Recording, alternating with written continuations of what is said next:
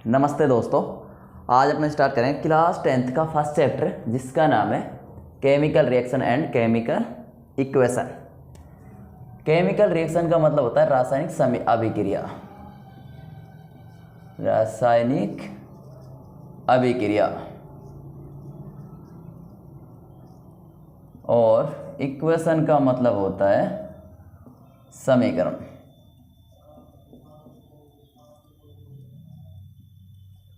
तो नाम से पता चल रहा रासायनिक अभिक्रिया यानी केमिकल रिएक्शंस के जिसके अंदर क्या होंगी, एटम्स या मॉलिक्यूल्स के बीच में रिएक्शंस होती हैं।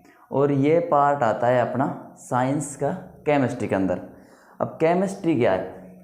केमिस्ट्री मतलब होता है केमिकल्स का अध्ययन करना, यानी कि स्टडी ऑफ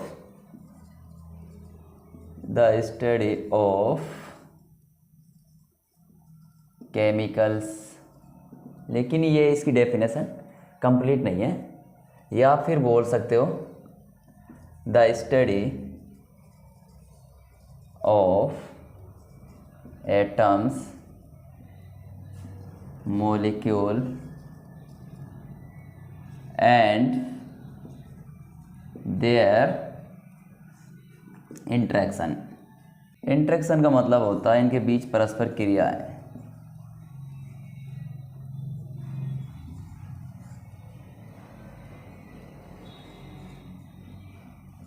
जो इनके मध्य जो क्रिया होती हैं वो होते हैं इंटरेक्शन। जितने भी रिएक्शंस होंगे, study of atoms, molecules and there interaction, यानी कि जो मॉलिक्यूल्स एटम्स होंगे उनके बीच की जो रिएक्शंस होती हैं, उनके मध्य क्या क्या रिएक्शंस होती है, वो सब की जानकारी कहाँ से मिलती है हमको? केमिस्ट्री से। अब केमिस्ट्री के होते हैं 3 पार्ट्स। एक होगा फिजिकल केमिस्ट्री,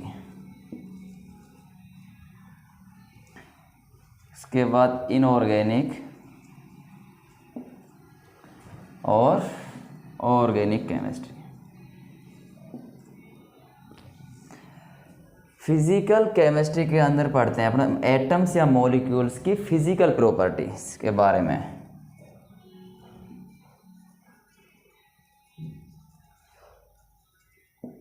प्रॉपर्टीज जैसे मेल्टिंग पॉइंट हो गया, हीटिंग आदि। और इनऑर्गेनिक के अंदर पढ़ते हैं इनऑर्गेनिक सब्सटेंस के बारे में। अब इनऑर्गेनिक सब्सटेंस क्या होते हैं? ऐसे सब्सटेंस जो कार्बन से मिलकर नहीं बने होते हैं, या फिर हमसे नेचर से वो हमको नहीं प्राप्त होते हैं, जैसे एसिड एंड बेस। अब आते हैं ऑर्गेनिक केमिस्ट्री में। इसमें पढ़ते हैं हम ऑर्गेनिक कंपाउंड्स या सब्सटेंस के बारे में। अब ऑर्गेनिक कंपाउंड्स या सब्सटेंस क्या होते हैं? वो सब्सटेंस जो किससे मिलके बने हो? कार्बन से। फॉर्म्ड बाय कार्बन, और ये हमें नेचर से सीधे प्राप्त हो जाते हैं। तो chemistry means the study of chemicals, यानी केमिकल्स के बारे में मिलते हैं, या फिर atoms, molecules and there interaction, इनके परस्पर जो क्रियाएं होती हैं, इनके मध्य में जो रिएक्शंस होती हैं, उन सब के बारे में पढ़ते हैं हम केमिस्ट्री के अंदर। इस केमिस्ट्री के कितने पार्ट्स होते हैं? 3 पार्ट्स होते हैं। फिजिकल केमिस्ट्री, इनऑर्गेनिक केमिस्ट्री और ऑर्गेनिक केमिस्ट्री। फिजिकल केमिस्ट्री के अंदर पढ़ते हैं एटम्स, मॉलिक्यूल्स के फिजिकल प्रॉपर्टी के बारे में, जो आप लोग 9th क्लास में अच्छे से पढ़ चुके हो। मेल्टिंग पॉइंट हो गया, हीटिंग पॉइंट, जैसी ये सारी क्या है? फिजिकल प्रॉपर्टीज है। फिजिकल यानी कि उसकी बाहरी जो भी प्रॉपर्टीज होती है, साइज हो गया, उसका स्टेट हो गई, स्ट्रक्चर हो गई, ये सब किसके अंदर आते हैं? फिजिकल प्रॉपर्टी के अंदर। इसके अंदर कोई ज़्यादा रिएक्शन वगैरह नहीं होती हैं। उसके बाद इनऑर्गेनिक केमिस्ट्री। ये इनऑर्गेनिक सब्सटेंस के बारे में स्टडी होती है, और ऑर्गेनिक के अंदर ऑर्गेनिक सब्सटेंस के बारे में पढ़ा जाता है। अब इनऑर्गेनिक वो होते हैं जो कार्बन से मिलकर नहीं बनते हैं, जबकि ऑर्गेनिक सब्सटेंस होते हैं जो कार्बन से मिलकर बने होते हैं। Chemical reaction. अब देखते हैं केमिकल रिएक्शन क्या होती है। Process in which one or more substance also called reactants are converted to one or more different substance known as product. देखो, किसी भी केमिकल रिएक्शन के अंदर 2 चीज़ें होंगी। एक तो होगा रिएक्टेंट्स दूसरा होगा प्रोडक्ट। रिएक्टेंट का मतलब है जो केमिकल रिएक्शन के अंदर रिएक्ट कर रहा है, यानी जो पार्टिसिपेट कर रहा है वो क्या होगा, रिएक्टेंट। दूसरा उसके जो रिएक्शन के बाद जो चीज़ें बन रही है, नया सब्सटेंस बन रहा है, वो क्या होगा, प्रोडक्ट। जो प्रोडक्ट होगा वो रिएक्टेंट से फिजिकल एंड केमिकल दोनों प्रॉपर्टीज़ में डिफरेंट होगा, सेम नहीं होगा। जो भी नई चीज़ बन रही है वो डिफरेंट होती है, उसको बोलते हैं प्रोडक्ट। रिएक्टेंट जो केमिकल रिएक्शन के अंदर रिएक्ट कर रहा है वो हो गया, यानी कि जो पार्टिसिपेट कर रहा है जिससे केमिकल रिएक्शन स्टार्टिंग हो रही है वो होगा रिएक्टेंट। और जो उसके बाद जो रिजल्ट निकलता है, जो कोई नया सब्सटेंस या कंपाउंड बनता है, वो होगा प्रोडक्ट। देखते for example forming of water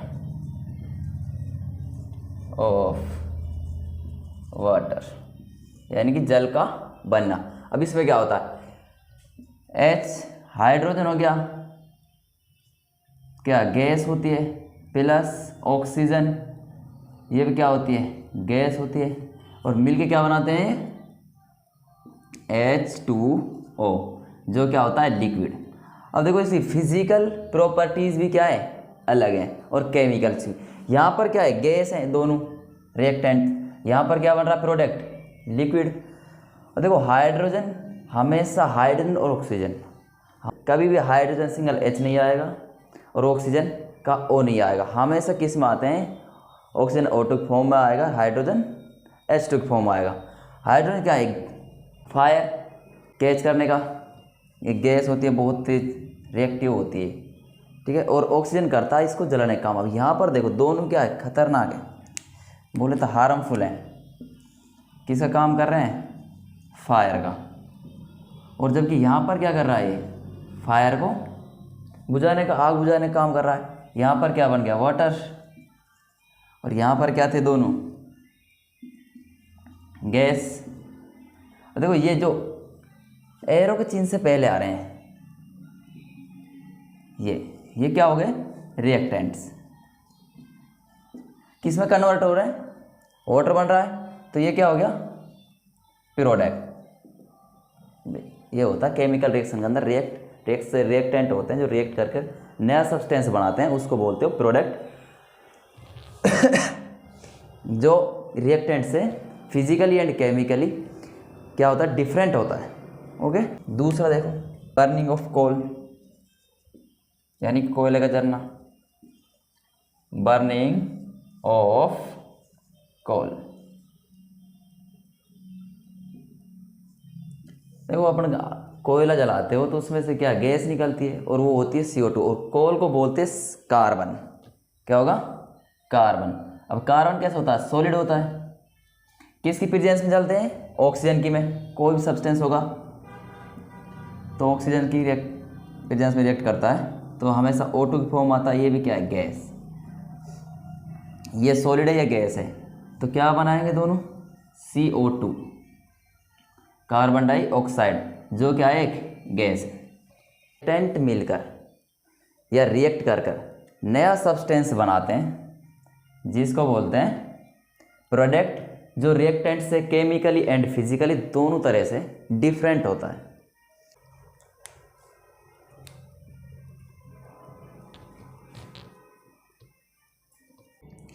reactants and product. Reactants means होता है अभिकारक, जो अभिक्रिया में भाग लेते हैं, यानी कि पार्टिसिपेट करते हैं केमिकल रिएक्शन के अंदर। प्रोडक्ट जो रिएक्टेंट्स रिएक्ट करके जो नया पदार्थ बनाते हैं वो होते हैं प्रोडक्ट। अब देखते हैं रिएक्टेंट्स क्या होते हैं। The substance which are participate in a chemical reactions are called reactants. वो सब्सटेंस जो केमिकल रिएक्शन के अंदर पार्टिसिपेट करते हैं, रिएक्ट करते हैं, क्या कहलाते हैं, रिएक्टेंट्स। और product the chemical substance which are formed due to chemical reaction between two or more chemical substance are called the product. या केमिकल रिएक्शन के दौरान जो नया सब्सटेंस बनता है उसको बोलते हैं प्रोडक्ट। अब रिएक्टेंट्स एंड प्रोडक्ट किसी भी केमिकल रिएक्शन के अंदर दो या दो से अधिक हो सकते हैं। हो सकता है रिएक्टेंट्स दो या दो से अधिक हो, प्रोडक्ट एक बन रहा हो, या फिर प्रोडक्ट एक हो और रिएक्टेंट दो हो। ऐसा ज़रूरी नहीं है कि अगर रिएक्टेंट 2 है तो प्रोडक्ट भी 2 बने, या फिर एक रिएक्टेंट है तो प्रोडक्ट 1 बने। हो सकता है रिएक्टेंट 1 और प्रोडक्ट 2 हो सकते हैं। देखो जैसे फॉर एग्जांपल अपने पास A + B मिलके क्या बना रहे हैं, AB। अब यहाँ पर A + B ये क्या है, रिएक्टेंट। रिएक्टेंट रिएक्ट करके जो बना रहे हैं वो है AB, तो ये क्या होगा, प्रोडक्ट। और से Na + Cl क्या बनेगा, NaCl। देखो Na सोडियम होता है, सॉलिड होगा, क्लोरीन गैस होती है, और NaCl होता है नमक, ये कैसे होगा, सॉलिड। देखो प्रोडक्ट एंड रिएक्टेंट दोनों की फिजिकल प्रॉपर्टीज़ भी डिफरेंट हो सकती हैं। जरूरी अगर रिएक्टेंट गैस है, हो सकता है प्रोडक्ट सॉलिड हो या फिर लिक्विड बन जाए। अब यहीं देख लो, सोडियम क्या है, एक धातु है जो कि सॉलिड होती है, जब क्लोरीन क्या है, गैस है।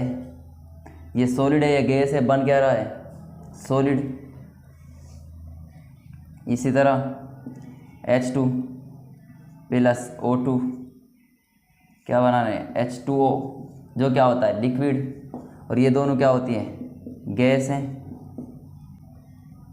अब इसमें रिएक्टेंट एंड प्रोडक्ट क्या होगा, रिएक्टेंट्स ये होते हैं, ये क्या है, रिएक्टेंट्स, और प्रोडक्ट जो नई पदार्थ या सब्सटेंस बनता है वो होता है प्रोडक्ट।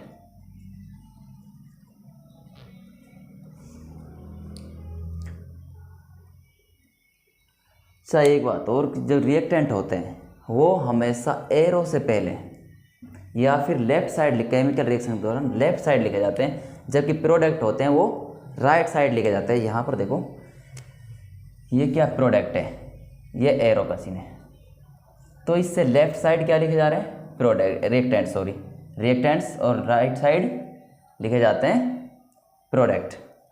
यानी कि एरो के चिन्ह से पहले जो तीर का निशान होता है उससे पहले लिखे जाने वाले सब्सटेंस कहलाते हैं रिएक्टेंट, जबकि तीर के निशान के बाद जो आता है राइट साइड वो होते हैं product. Generally reactants are always on the left side and products are on the right sides on the reaction और इक्वेशन। हमेशा रिएक्टेंट्स होंगे जो लेफ्ट साइड लिखे जाएंगे, जबकि प्रोडक्ट्स राइट साइड लिखे जाते हैं किसी भी केमिकल रिएक्शंस के अंदर। फॉर एग्जांपल N2 क्या है, गैस, + H2 ये भी क्या है, गैस। क्या बना रहे हैं, NH3 जो क्या होती है, गैस होती है। पर बताओ ये रिएक्टेंट्स कौन से होंगे, प्रोडक्ट कौन से होंगे। सेकंड एग्जांपल और देख लेते हैं इसका। Zn जो सॉलिड होता है + AgNO3 ये होगा एक्वेस। ZnNO3 + Ag को, सिल्वर को बाहर निकालता है जो सॉलिड होती है, ये एक्वेस होगा।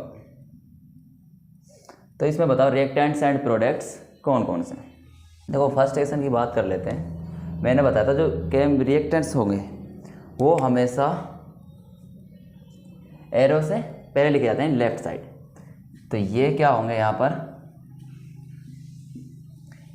N2 और H2 क्या है, रिएक्टेंट्स होंगे,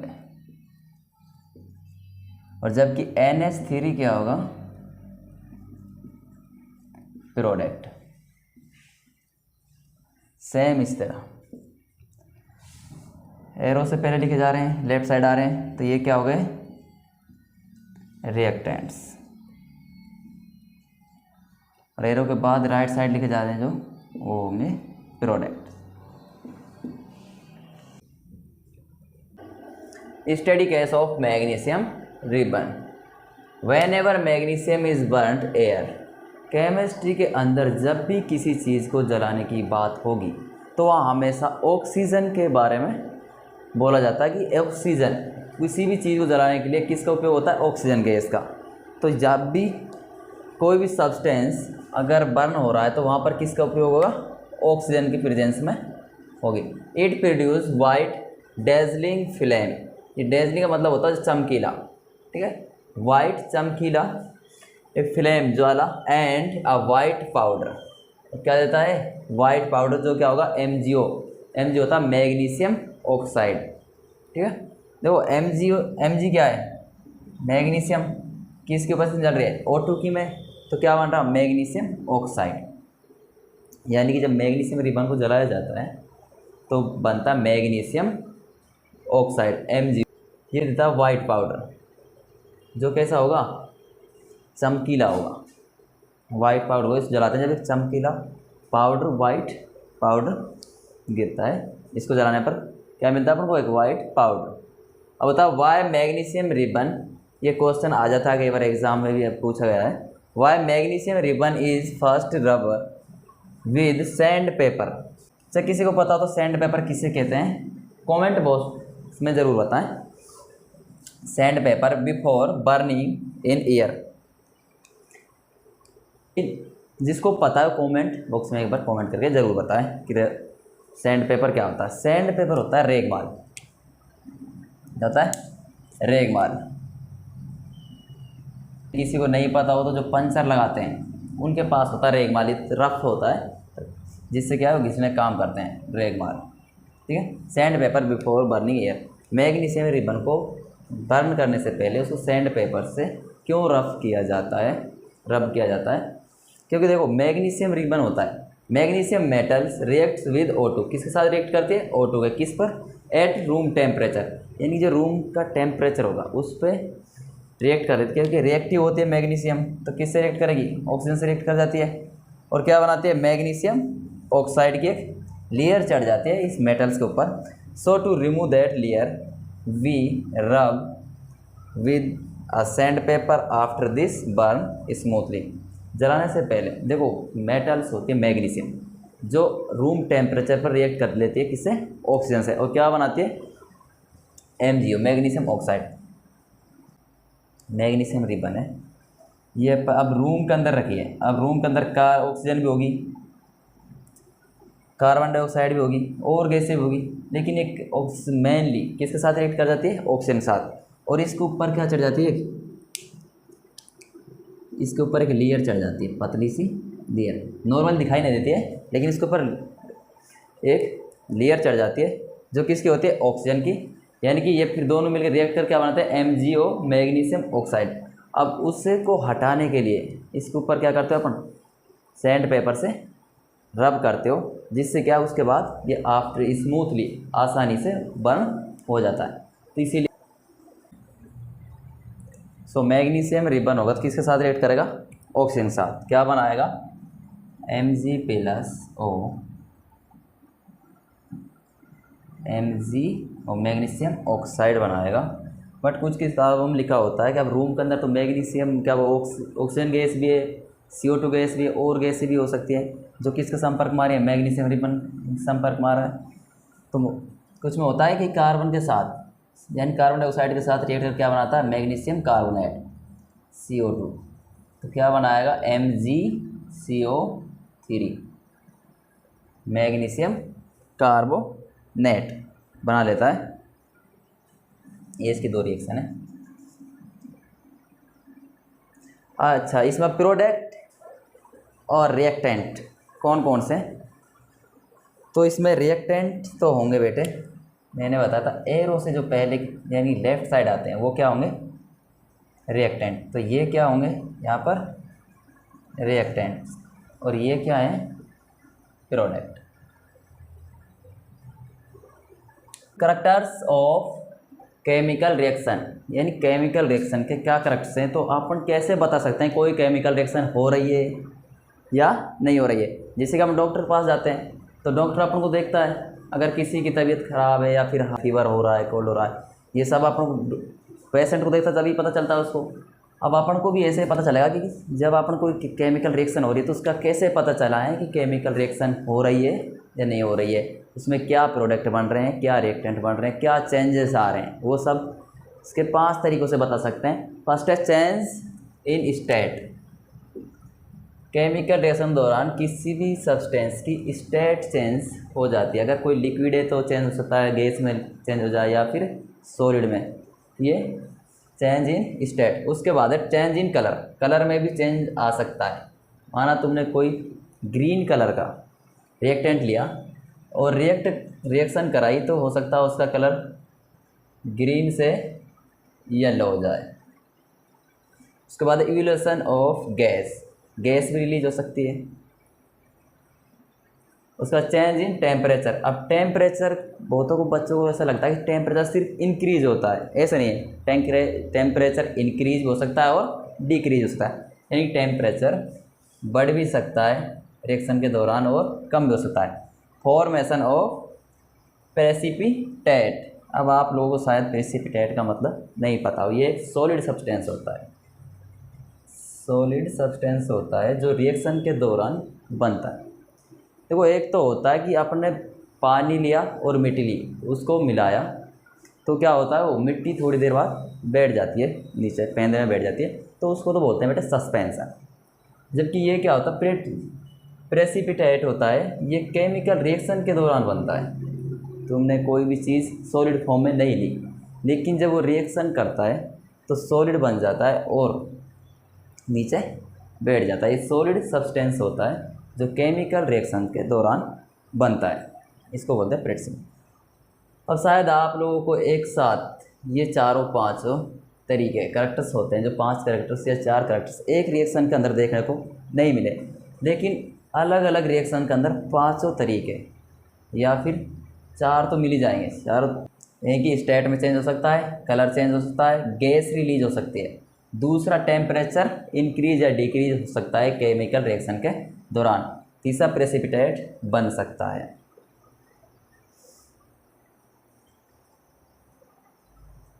चलो देखते हैं चेंज इन स्टेट, स्टेट में चेंज कैसे आता है।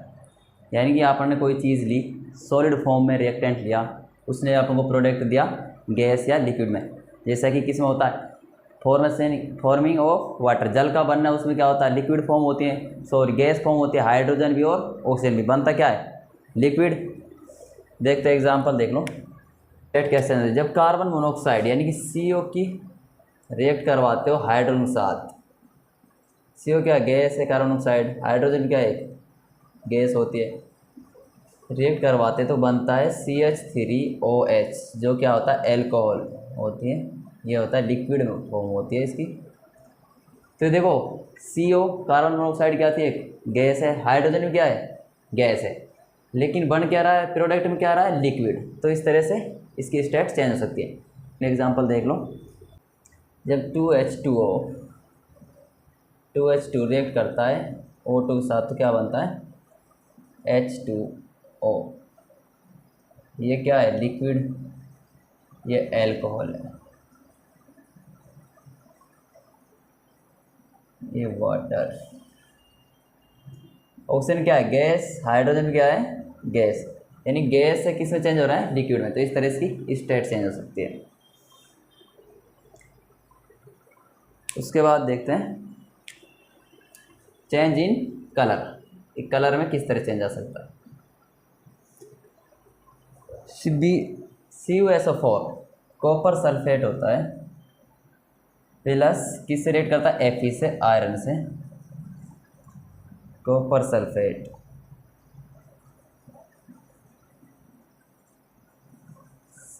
ब्लू कलर का होता है, कैसा होगा, ब्लू कलर का। तो ये रिएक्ट करके बनाता है FeSO4, जो कैसा होता है, light green, plus Cu release हो जाता है, ठीक है। इसी प्रकार सेकेंड लो, इसी का ये एग्जांपल, 2Cu प्लस O2 क्या होता है, 2CuO, कॉपर ऑक्साइड, ये होता है ब्राउन कलर का, ब्राउन कलर का होगा, इसको एयर बोलते हो, और ये होता है ब्लैक कलर का। इस तरह से इनके कलर चेंजेस होते हैं। देखो 2Cu copper plus oxygen, copper का ब्राउन कलर होता है, ऑक्सीजन से रिएक्ट करता है, क्या बनता है 2CO यानी कॉपर ऑक्साइड बनाता है, जो कैसे होगा ब्लैक कलर का, यानी ब्राउन कलर से चेंज होगा ब्लैक में कॉपर सल्फेट FeSO4 बन रहा है। ये कि कॉपर सल्फेट होता है ब्लू कलर का, कैसे होगा ब्लू कलर का, किस में चेंज हो रहा है लाइट ग्रीन कलर। देखो क्वेश्चन है तुम्हारा, why blue colour of copper sulphate fades when iron nail are add in the solution. Copper sulphate होता है जो ब्लू कलर का होता है, जब इसके सॉल्यूशन में हम आयरन ऐड कर देते हैं तो ये इसका कलर क्या है लाइट ग्रीन या कलरलेस हो जाता है। तो ऐसा क्यों होता है, देखो कॉपर सल्फेट का फॉर्मूला होता है CuSO4, ये क्या है कॉपर सल्फेट, क्या ऐड कर रहे हो इसमें Fe आयरन, तो क्या बन जाता है FeSO4 प्लस Cu रिलीज होता है। यहाँ पर कैसा कलर था इसका ब्लू कलर, और यहाँ पर क्या हो जाता है इसका लाइट ग्रीन कलर। तो ऐसा क्यों होता है, कॉपर सल्फेट में जब आयरन ऐड होता है तो कॉपर को डिस्प्लेस कर देता है, रिप्लेस कर देता है, क्या बनाता है आयरन सल्फेट। तो कॉपर सल्फेट का कलर होता है ब्लू, और जब ये आयरन ऐड हो जाता है तो ये कॉपर को डिस्प्लेस करके क्या बनाता है आयरन सल्फेट, जिसका कलर होता है लाइट ग्रीन। तो इस वजह से भी क्या हो जाता है इसका कलर फेड हो जाता है। तो whenever iron nails add in copper sulphate, जब कभी अपन आयरन नेल्स को किस में मिलाते हैं कॉपर सल्फेट में, it's form iron sulphate and displace copper, क्या करता है आयरन सल्फेट बनाता है और कॉपर को डिस्प्लेस कर देता है। As colour of copper sulphate is blue, copper sulphate colour कैसा होता है blue, whereas colour of iron sulphate, जहाँ पर आयरन सल्फेट का कलर कैसा होता है light green. So we can say that colour fade after the reaction. तो इस वजह से क्या होता है इसका कलर फेड हो जाता है कि ब्लू से लाइट ग्रीन बन जाता है, या फिर इसका कलर चेंज हो जाता है, क्योंकि आयरन होता है जो कॉपर को सल्फेट से डिस्प्लेस कर देता है और क्या बनाता है आयरन सल्फेट, और आयरन कलर होता है लाइट ग्रीन, कॉपर का होता है ब्लू। इस वजह से क्या होता है इसका कलर फेड हो जाता है। तो अब देखते हैं अपना केमिकल रिएक्शन हो गया, उसके बाद पढ़ते हैं केमिकल इक्वेशन। केमिकल इक्वेशन है chemical reaction represented by chemical equation, यानी केमिकल रिएक्शन को जो रिप्रेजेंट करती है उसको ही बोलते हो chemical equation. Of substance of reactants and product with mention of physical state. Chemical equation होती है वो किसको रिप्रेजेंट करते हैं केमिकल रिएक्शन को। अब केमिकल रिएक्शन कोई भी रिएक्शन मान चलो सिंपल सा ये ले लेते हैं अपना H2 प्लस O2, क्या बन रहा है H2O। अब इसको जो लिखने का तरीका है, जो इसके सिंबल्स हैं, ये रिएक्टेंट्स हैं ये प्रोडक्ट है, अब इनके सिंबल क्या हैं हाइड्रोजन का H होता है, ऑक्सीजन का O होता है, और H2O जो जल लिखते हैं अपना वाटर होता है उसको लिखते हैं H2O। तो ये सिंबल्स कहाँ से पता चलेगा अपन को केमिकल इक्वेशन से। उसके बाद आती है reactants and products with mention of physical state. अब फिजिकल स्टेट क्या होती है, देखो फिजिकल स्टेट क्या होंगी, फिजिकल स्टेट जैसे सॉलिड हो गया, कोई चीज़ सॉलिड है तो उसका सिंबल होता है S, लिक्विड है तो उसका होगा L, अगर गैस है तो होगी G, ठीक है। एक होता है एक्वस, इसका AQ होता है। ये बताएं क्या होता है, जब किसी भी चीज़ जल के अंदर घुली और जिसके अंदर जल की मात्रा ज़्यादा हो वो होगा एक्वस होगा, सोलवेंट होगा। तो H2 क्या होते हैं हाइड्रोजन। अब इसका फिजिकल स्टेट क्या होगी G, हाइड्रोजन गैस होता है। तो उसी तरह ऑक्सीजन भी क्या है गैस है तो इसका G, और H2O क्या होता है लिक्विड, जल क्या होता है लिक्विड होता है वाटर। तो ये होगी इसकी physical state aqueous solvent. It is a solution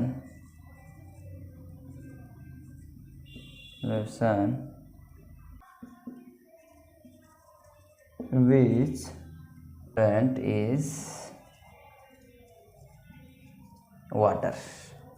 aqueous solvent क्या होता है? Aqueous solvent it is a solution in which solvent is water. Aqueous solvent के अंदर वाटर क्या होगा? सॉल्वेंट, यानी कि वाटर की मात्रा ज़्यादा होती है। मान चलो किसी चीज़ के अंदर क्या मिला रहे हो अपन, जैसे सॉल्ट होता है NaCl, इसको बोल रहे हैं, किसके अंदर मिला रहे हो?